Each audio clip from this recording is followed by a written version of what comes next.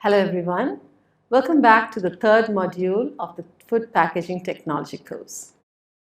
This week we have already discussed on the designing of packaging materials, and I have already gone through the testing of packaging material in 3 parts. We've come to the last part, the 4th part, a revision of what we had done.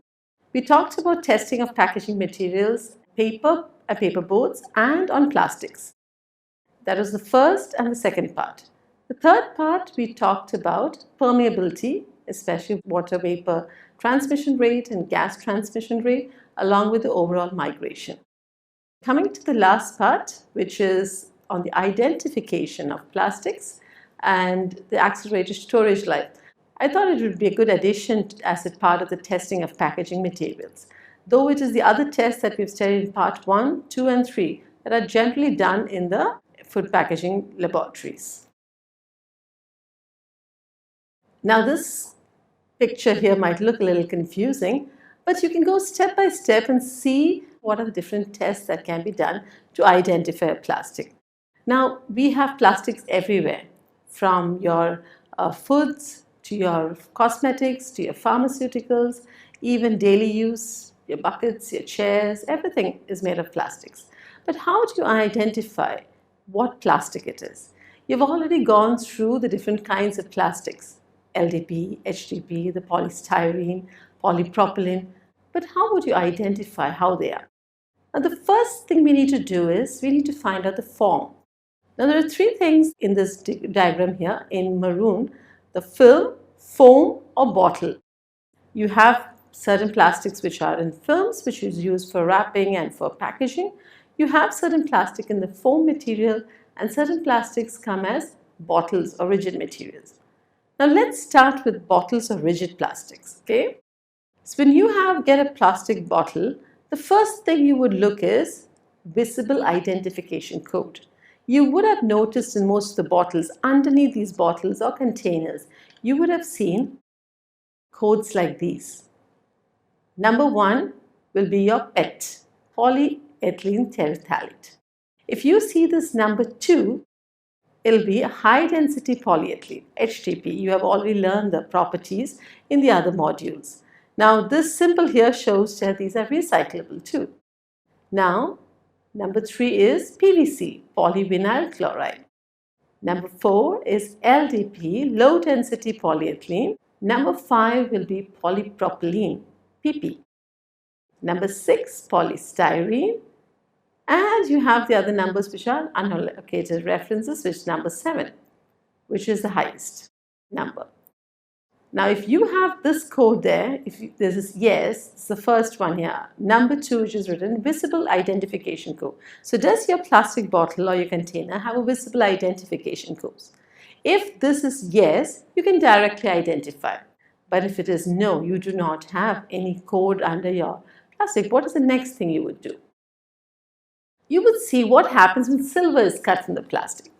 What that means is if you take your plastic material and you cut it with a blunt edge, certain materials will give you certain powdery forms.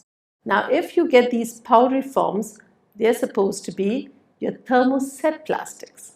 I hope you recall what are thermoset plastic and thermoplastics. Thermoset plastics are plastics that are usually seen in the switchboards that once formed, you cannot heat and remold them again. If you take a blunt material and cut it, you see those powdery materials which is known as silvers, then you can identify them as your thermoset plastics. Now these thermoset plastics which you can see in these pictures, they can be also used in your switchboards like semiconductors and your integrated circuits.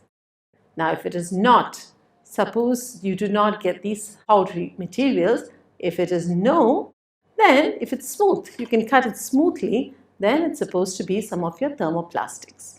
Thermoplastics is this wide range of plastics that we have studied in detail. Now, the next thing you do is you take these plastics which you're confirmed that is not thermoset, you allow them to float in water.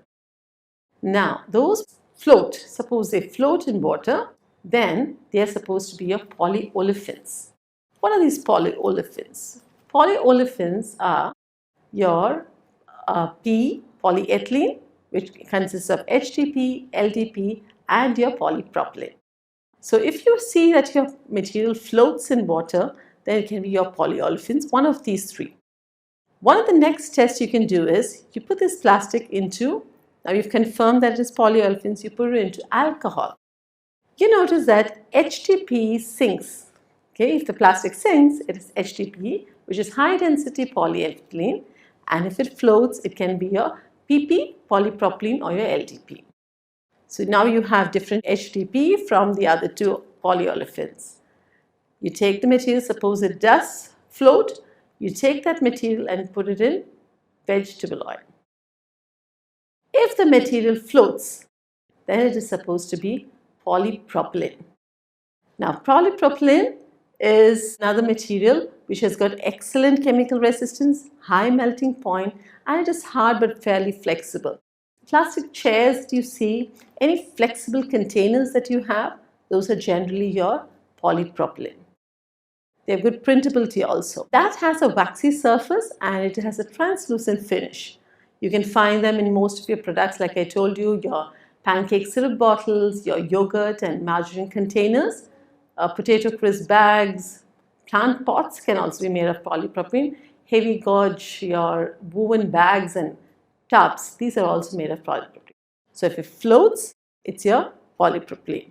So you put it in, once you have your polyolefins, you first put it in alcohol, differentiate your HTP, and those that float, you put into vegetable oil.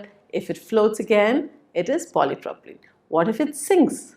If it sinks, if it does not float, that's what I've written here. No, if it doesn't float, then it's supposed to be your polyethylene, most likely LDP. Now, polyethylene itself, like we already know, there are two types, HDP, high density polyethylene, and LDP, low density polyethylene. HDP, excellent barrier properties, chemical resistance, strong, semi-flexible and permeable to gas.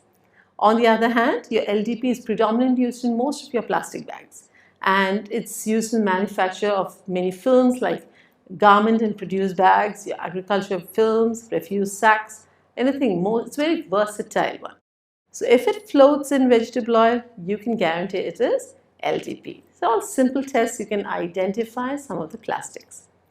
Now coming back, now that we have identified our polyolefins, we look at the ones that suppose it does not float in water. Okay, the ones that float where they're polyolefin. If it doesn't float in water, it can be some of the others. Then one of the most important tests they do to identify the other plastic, your PVC, your PET, polystyrene, those tests you'll go in for the flame test. You'll burn it and you'll find out what is the color of the flame. Now if you do get a green color flame, it is supposed to be PVC, polyvinyl chloride. Now polyvinyl chloride has excellent transparency, good chemical resistance and its long-term stability. You must have seen PVC in most of your pipes because it is impervious to the attack of bacteria or organisms. Okay? It is also corrosion resistance, good strength.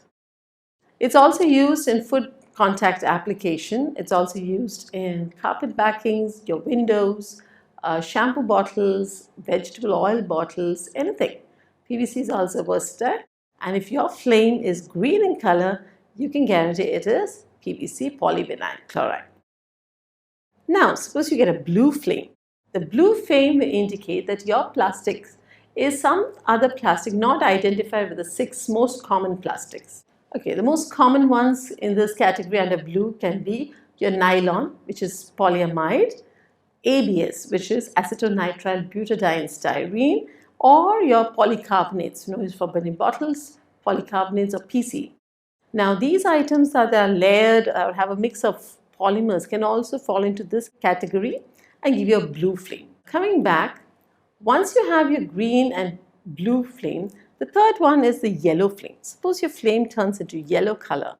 Now here you have a few differentiations which have to be made. It can either be polystyrene or ABA PET. So in that case, what they do is you react it with acetone. Now you find out if your sample does react with acetone or not. If it does react, if your answer is yes, if it does react with the acetone, then you can guarantee that it is your acrylonitrile. butadiene styrene or your polystyrene, which you can use in many of your thermoform trays and your hangers, is also made of polystyrene. Polystyrene usually is opaque to glassy surface. It's generally rigid, hard and brittle. Now usually they're used in yogurt bottles or containers like I told you. Fast food containers very commonly used that you use your thermoform trays is polystyrene. Video cases, venting cups, brittle toys, all these are made of polystyrene. So if your flame becomes yellow in color and if it reacts with acetone, you can say it is polystyrene. If it is yellow and does not react with acetone, then it is PET, polyethylene terephthalate. Okay? Now this is also very commonly used plastic. It's a very common term to say a PET bottle. So most of your bottles are made of PET, very hard, clear, tough, solvent resistant, and it's a very good gas and moisture barrier. It has got very high heat resistance and microwave transparency. And because it has good gas and moisture as a moisture barrier, these can be used for your fizzy drinks, and beer bottles are made of PET. That's where the common term of PET bottles come from. Most of your bottles are made of PET. And it's also ideal for pre-prepared food trays, boil and bag food pouches, and used for clothing and carpets, trapping, and mouthwash bottles. So if it does not react with acetone, you can say that it is a PET. Now I think this picture looks much more clearer to you, not as confusing as you first saw it. We started with the bottles. So we went through the different, it has a code, and then we talked step by step. We first put it in water. You see if it floats in water. If it does not have silvers, then you put it in water. If it floats, polyolefins. You can differentiate from the polyolefins by putting in either vegetable oil or your alcohol test. Further, we went to the flame test and tested out the colors. It came either green, blue, or yellow, and we've differentiated the different plastics. Now, these plastics are in the form of films, as shown in the first one. Again, you can do the flame test. Green, yellow, and blue, which is the same as that you found in the bottles. Similarly, for the foam, you can again go in for the flame test directly. Okay. So now once we go in that, there are other tests that can be done to identify your plastics. And one of them is you stretch or non-stretch. Suppose you just give it a slight pull and see if it's stretchable. It can be either P, polypropylene, nylon, or PVDC, polyvinylidene chloride. If it's non-stretchable, it will be cellophane, PVC, PET, or polystyrene. Okay? The other test that they do is they pass an extinguished match through the flame. Now suppose the matchstick does not easily pass through these plastics, then it can be cellophane. And if it does pass through easily, it will be your thermoplastics. Another thing they do is in cellophanes. How do you differentiate the different types of cellophanes that you use for wrapping paper, that you use for wrapping foods? One of the tests is you put droplets of water onto the film. If it spreads, it will be a PT cello. And if the droplets are non-sticky and they're spherical, they form a round shape, then it is coated cello. Okay, it's coated cellophanes. Another test is you put a drop of diphenylamine in 95% concentrated H2SO4 on the film. If you get a dark blue color, it is supposed to be nitrocellulose coated cellulose or cellophane. And then there's another test which is a copper wire test, and if this test is positive, the cellophane film is coated with the PVDC. So all cellophanes usually burn like paper, so if that happens, it's a positive test. This table here differentiates the different classes of plastics. It's not exactly related to the identification, but at the end of it, if you can just a revision as to what are the different classification and what are the properties of these three different plastics that we identified. We had thermoplastics, thermoset plastic, and elastomers. So most of your thermoplastics, they have linear or branched macromolecules. They usually either crystalline or they may be amorphous. Usually the density is between 0.9 to 1.4 grams per centimeter cube, and for amorphous 0.9 to 1.9.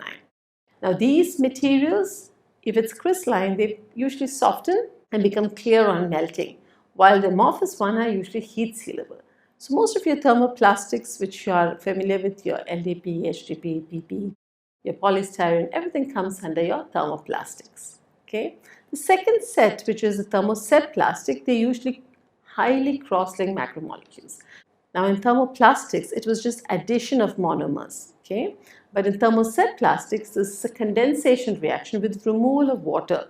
So it's kind of a settling, as we explained before. Once it is formed, you cannot reheat and remold it. Okay. So these are usually hard. It contains fillers and they're usually opaque. Density is a little more higher, 1.2 to 1.4 grams per centimeter cube.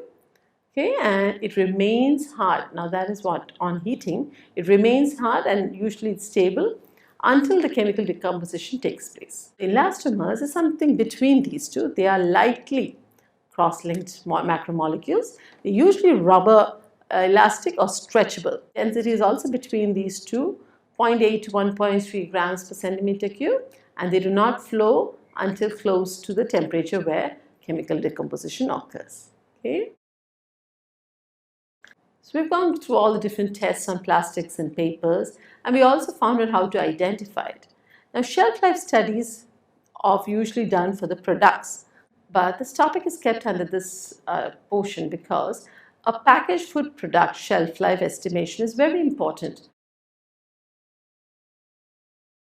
What is shelf life? You must all be familiar with that because that is something that everybody looks at the first thing when they take up a product. On the back, what is the shelf life? What's the expiry date? What's the shelf life? Or how used before date? These are some of the terms that they use for shelf life. Now it is the time after production and packaging that a product remains acceptable under defined environmental conditions. Okay, so these are not those numbers that they gave on the package, 3 months or 1 year or 6 months. It's not something that they arbitrarily write. Those are tests that are done in the lab, real test times, and then only they do write that. So if they find out how long the product will stay intact or acceptable, and that time is taken as the shelf life. There are 3 things that govern this shelf life. One is the product itself, one is the package, and one is the environment through which it goes. Okay? All 3 things are equally important when you talk about shelf life. Now coming to product, the first thing we'll see is what is the perishability of the products. Now there are products which are very perishable, products which have moderate perishability, and third, they are very shelf-stable products. Shelf-stable products, you can think of sugar and salt, you can stay for a long time. If you talk about perishable products, the first thing that comes to your mind is your meat, milk, eggs, fruits, vegetables. So these are very perishable. Your moderately perishable products like your jams and jellies, sausages, which are not fermented foods, which are not as perishable. But these products, depending on the product, the shelf life will change. Okay? Now depending on the product, we will change the package also. Now the package, what are the things that of the package? What are the characteristics of the package will govern the shelf life? One is the permeation rate. What is the barrier property of these packages? How good are they? Do your product need such big barriers, or is it has to be free enough to allow the passage of gases? Or if not, is it supposed to be highly impermeable or good barrier properties? Now certain products are very susceptible to oxidation. So if that case is the package, if it's got good barrier properties, the shelf life naturally increases. Okay. Package size is important. Okay, the bigger the product, your packages, the chances of spoilage also will increase. Net weight of the product. Depending on all this, the package will change. Environment is the third factor on which the shelf life depends. Very important. Now, every package you would see, you would see a term like store under cool and dry conditions, or store under refrigeration, or store under freezer conditions. So the environment is very important. It's not enough that you just package the product and keep it outside.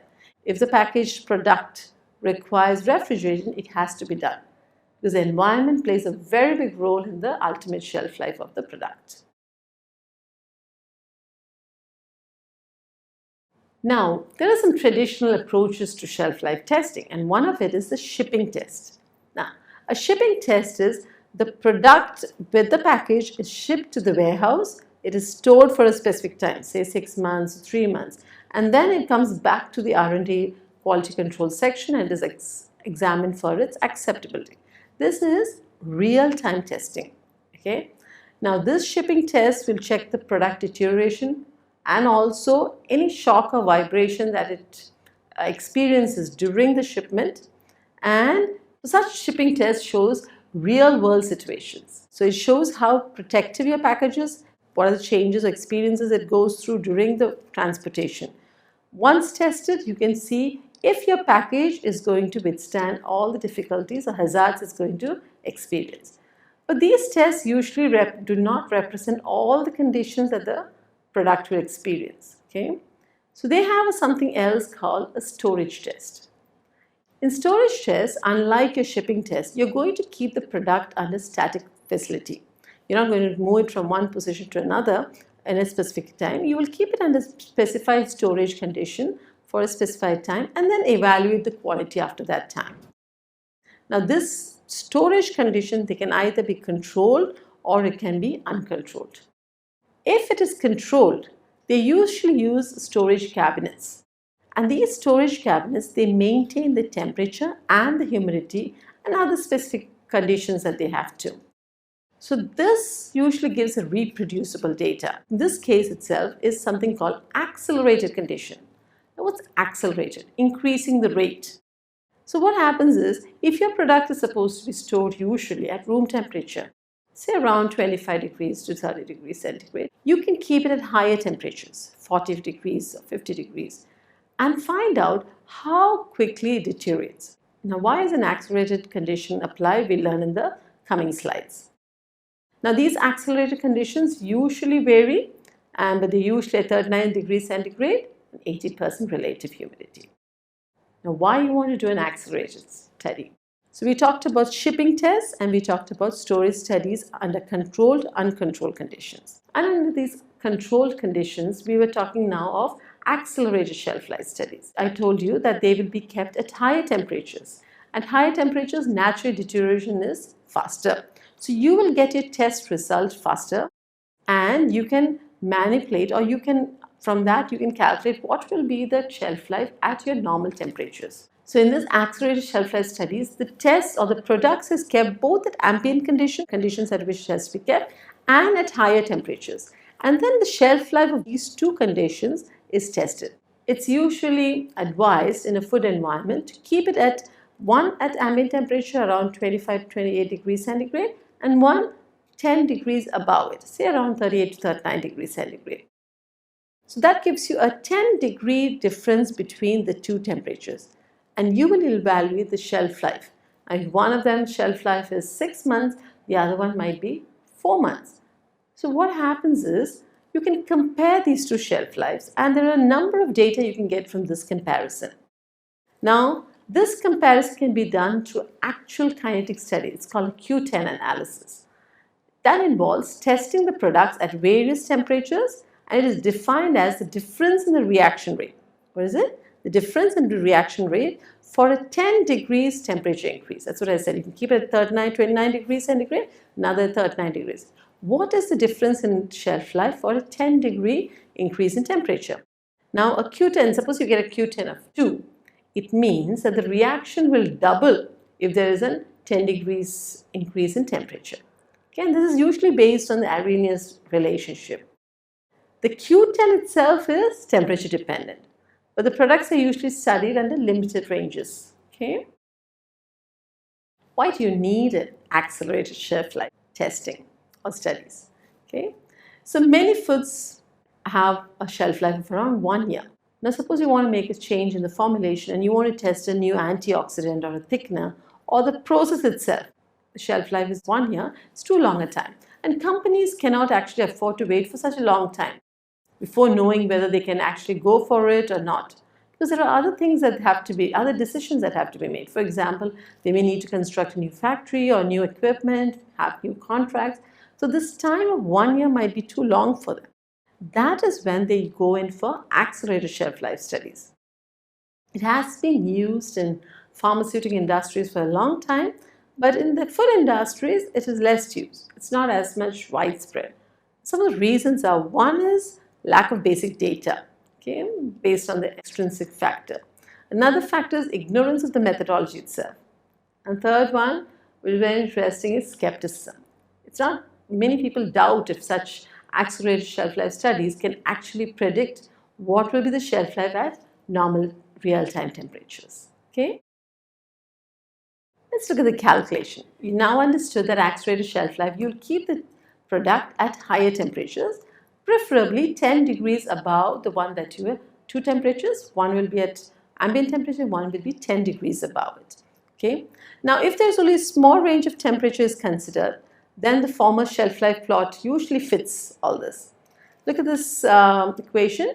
The Q10 is usually a ratio of the shelf life at temperature T degrees centigrade divided by the shelf life at T plus 10 degrees centigrade. Q10 is 2. That means all the reaction doubles at a 10 degrees increase.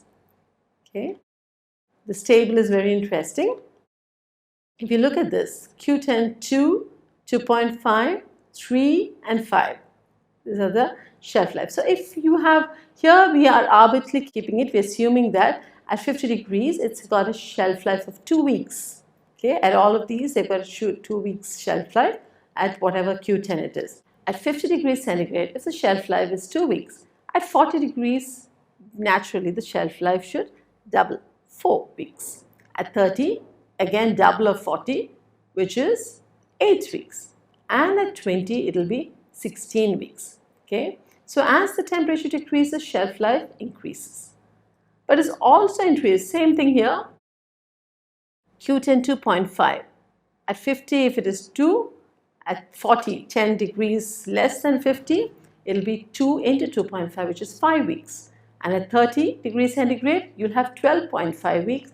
And at 20 degrees centigrade, you have 31 weeks. But it's very important to estimate your Q10 properly. Because, for example, there's a big change here. If you look at this, a product with a shelf life of 2 weeks at 50 degrees centigrade at Q10 2, at 20 degrees centigrade, it'll have a shelf life of 16 weeks. But when the Q10 has increased to 2.5, this itself, the shelf life at 20 degrees centigrade, has increased to 31 weeks. So it's very important that you do your Q10 properly, that you measure your Q10 properly, because that will make a huge difference in the estimated shelf life. Okay? Let's look at the Q10 of some of the important foods. For canned products, it's usually 1.1 to 4. And for dehydrated products, 1.5 to 10. And for frozen products, 3 to 40. Now, food technologists, always it's important that you confirm your accelerated shelf life studies result of a particular food by actually conducting real-time shelf life studies also under real and environmental conditions. But once it is set, for the rest of the products, you can go in for an accelerated shelf life studies. Okay, this helps to eliminate any error that can occur. So we've come to the end of today's class. Today we've learned about the identification of different polymers, plastics, whether they are in the form of a film or a foam or a bottle. You can identify based on different tests, either your floating test or your flame test, or you have even different physical tests like your stretchability and other similar tests that we have just gone through. We also talked about accelerated shelf life studies and shelf life estimation, which is also a part of different tests. So with that, we've come to the end of the 4-part testing of packaging materials. I hope it's more clear now. And the next class, we'll go in for testing of packaging performance, which is almost similar, but a wholesome concept of what we have studied till now. See you in the next class. Thank you.